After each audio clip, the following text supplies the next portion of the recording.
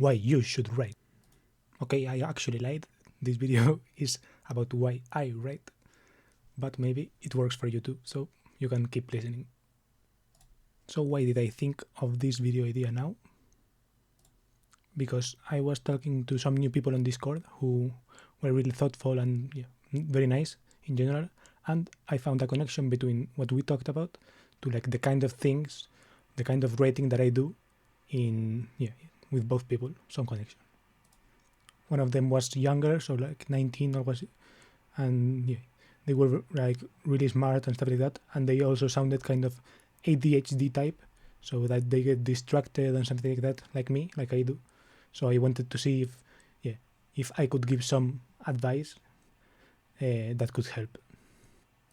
And this is kind of related to writing in a way, because it's something that I do. So maybe it helps. It's kind of the advice that I would give based on what I do. And the other person is someone, I don't know their age, but in conversation we were talking about some things, and I like pulled up something that I had written, I don't know, some years before, and to explain something that we were talking about. So writing was useful in that instance. So so first, before I'm going to talk about what kind of writing do I do, before talking why I write, I'm going to talk about what do I write. So I write videos. These kind of videos to me count as writing because I have a script, for example, for this one.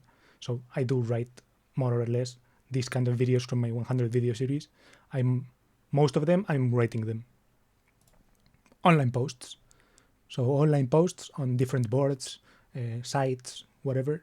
Sometimes more anonymous, sometimes less anonymous, or more pseudonymous, I guess. Depends. Tweets. Oversharing basically on the internet to get a couple of likes. YouTube comments. Long ones, like pretty long ones. And also journaling or note-taking, several note-taking places.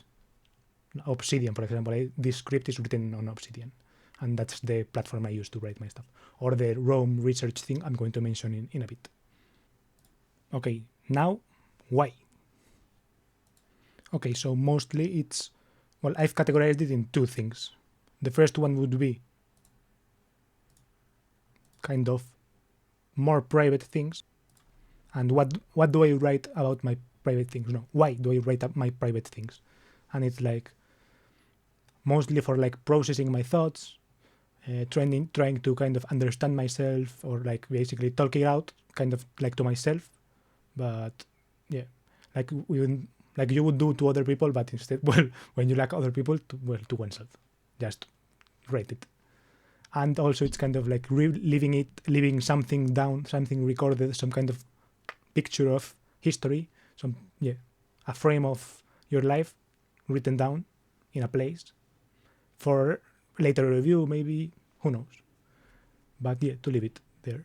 So both processing your stuff and leaving it there in case you don't read it back, so you didn't process anything. And the second one I've called product market fit, and I would have to go here.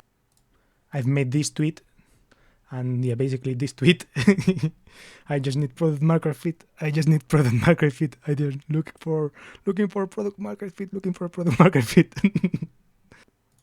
So basically kind of, I like that business type of language. Product market fit is like business or startup language, and it's when you try to get your product for an enough mass of people that it gets like useful for people, for someone, right? It satisfies a use, kind of when Facebook got its first like boom of users in Harvard University or whatever. That was the product market fit. They found product market fit on this group of people who who liked social media for connecting with other universitarian people or whatever. Facebook was doing. I guess it was a kind of a dating site. So that's product market fit. So I like it because I write for product market fit essentially for some kind of plea for connection at scale, right? Where the scale part is kind of the big question. Well, the big thing there, right? It's like leveraging platforms like YouTube for this video, or like Twitter to see if it hits, if like the writing hits for someone, right? If someone receives that and says, oh, this fits, right? To see if it hits or if it fits someone. And related to this, there's this post I talked about in a video I made around a year ago, called annotating every YouTube video I watch for a week using Rome Research. That is barely an hour long. And yeah, it's there if you can want to watch it, it's there. But yeah, I made it and I mentioned at the beginning what inspired that video, which is this kind of phrase, right? If you're like me, keep meticulous notes of whatever you do.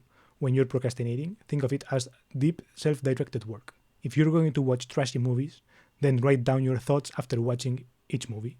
It'll come in handy in ways you least expect it, right? And I interpret least expected in both of those ways I mentioned before, right?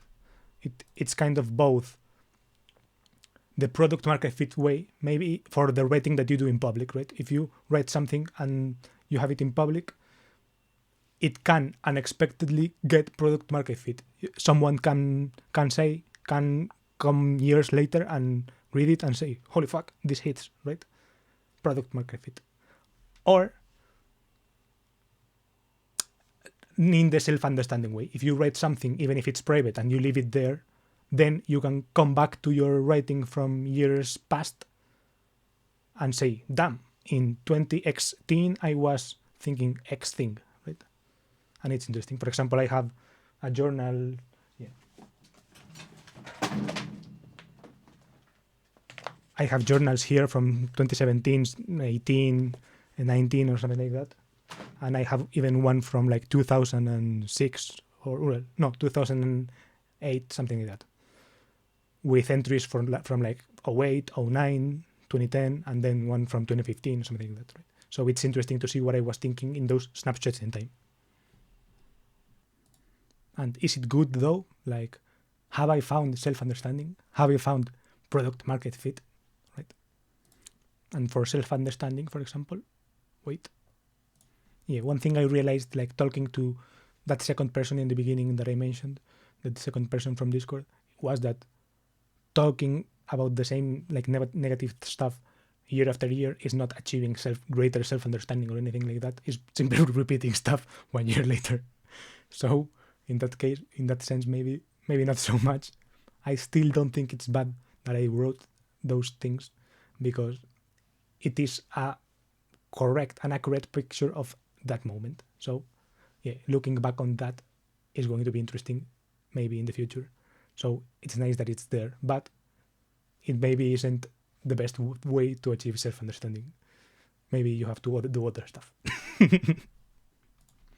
And regarding product market fit, well, I have little views on my videos, I have little likes on my comments, but on my tweets, I mean, and I don't really get a lot of likes on the long comments that I write, but sometimes the YouTubers that receive the comments receive them well and give it the little heart and some kind of, oh, thank you for the thoughtful comment or whatever. So yeah, that's nice enough. And the tweets getting likes, it's always nice. So on that, it's more or less a positive thing.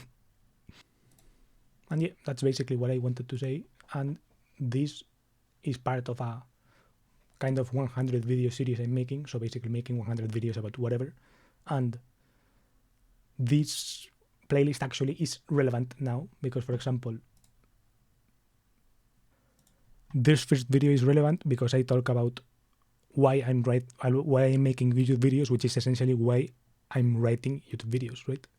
So this is relevant. Also, the why in English video is relevant to the part I mentioned about scale and product market fit. This is relevant in English. The why in English video is basically saying that in another way, I guess. Then the reversal advice video is always relevant when I give advice to someone. So this video is always relevant. And this video, consejos de vida de parte de un loser. Well, that one is in Spanish, but it's relevant to the advice thing that I would give to someone, right? So check anything of that out, and